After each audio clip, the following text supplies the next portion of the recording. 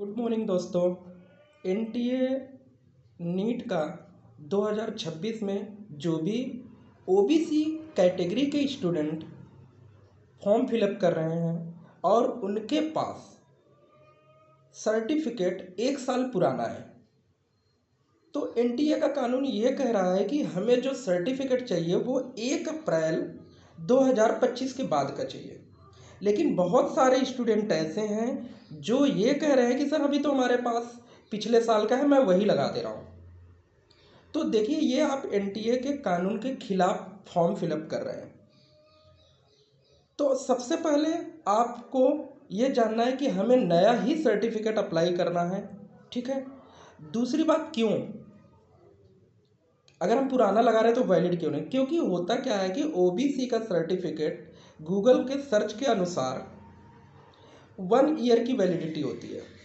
तो अभी आपका जब काउंसलिंग होगा और जिस डेट से आपका सर्टिफिकेट बना है 1 साल क्रॉस कर जाएगा, तो आपका सर्टिफिकेट हो जाएगा एक्सपायर।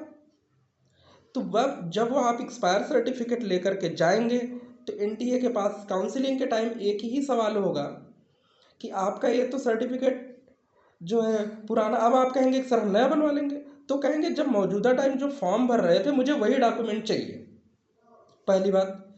अब दूसरी बात, सपोज दैट मैं एक स्टूडेंट हूँ, मैंने 1 अप्रैल 2025 के बाद का सर्टिफिकेट लगाया। एक आप स्टूडेंट हैं, आपने क्या किया, पुराना सर्टिफिकेट ओबीसी का लगा दिया। अब खुदा ना खास्ता 24 से 25 लाख बच्चे फॉर्म भर रहे हैं, उनमें हमारा और आपका सेम नंबर आ गया, ठीक है। तो अब क्या करेगी एनटीए? अगर आपको ये लगता है कि हम तो पुराना लगाए तो उस समय एनटीए यही करेगी कि ये देखेगी कि ये बच्चा जो है सर्टिफिकेट 1 अप्रैल 2025 के बाद का अप्लाई किया है, और जो दूसरा बच्चा है जिसका जो है सामने वाले का वो जो है पुराना लगाया हुआ है, तो फिर आरक्षण किसे मिलेगा? क्योंकि आप तो इनवैलिड है, तो आपको जनरल कैटेगरी में डाल दिया जाएगा, और जो बच्चा सही डॉक्यूमेंट लगाया है उसको जो एडमिशन मिलेगा। तो यहाँ पे क्या है ना, एनटीए का ही कानून चलेगा। आप ओबीसी जन्म से हैं इससे नहीं मतलब है, सर्टिफिकेट ही आपकी पहचान होती है, वो भी 1 ईयर का होना चाहिए।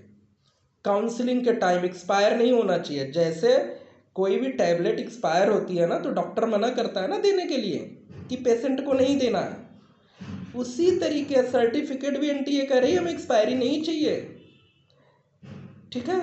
हर एक चीज़ का कानून है, हर एक चीज़ का लॉ है। आप एनटीए के लॉ के हिसाब से फॉर्म भरिए। आप इतनी मेहनत करके पढ़ाई कर रहे हैं और सर्टिफिकेट जो है आप पुराना लगा रहे हैं, और क्यों? क्योंकि आप अपने से थॉट क्रिएट कर रहे हैं।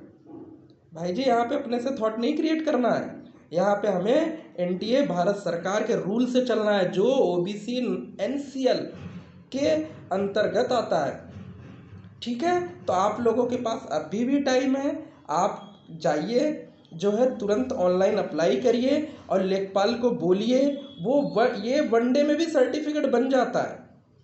तो 1 दिन में सर्टिफिकेट जब बन जाता है तो अभी भी आपके पास मौका है। जो लोग अप्लाई कर चुके, फीस पे कर चुके हैं, वो क्या करेंगे कि करेक्शन का डेट आ रहा है, नेक्स्ट डे डेट आने वाली है 8 तारीख के बाद, तो आप जा कर के वहाँ पे करेक्शन करके नया अपलोड कर लीजिए।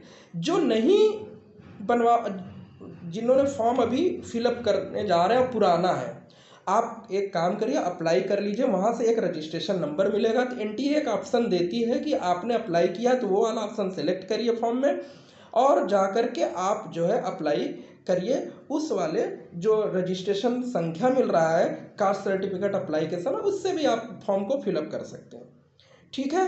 तो आप अपना कानून प्लीज मत चलाइए, और आप मेहनती हैं, पढ़ने वाले हैं, तो आप जरूर से जरूर अपना सर्टिफिकेट अपडेट करिए और नया ही लगाइए, और तभी आपको आरक्षण मिलेगा। अदरवाइज काउंसलिंग के टाइम आपको कोई भी रियायत नहीं, कोई भी हेल्प नहीं, ठीक है। 24-25 लाख बच्चे होते हैं, उनके पास डॉक्टर मिल जाएंगे।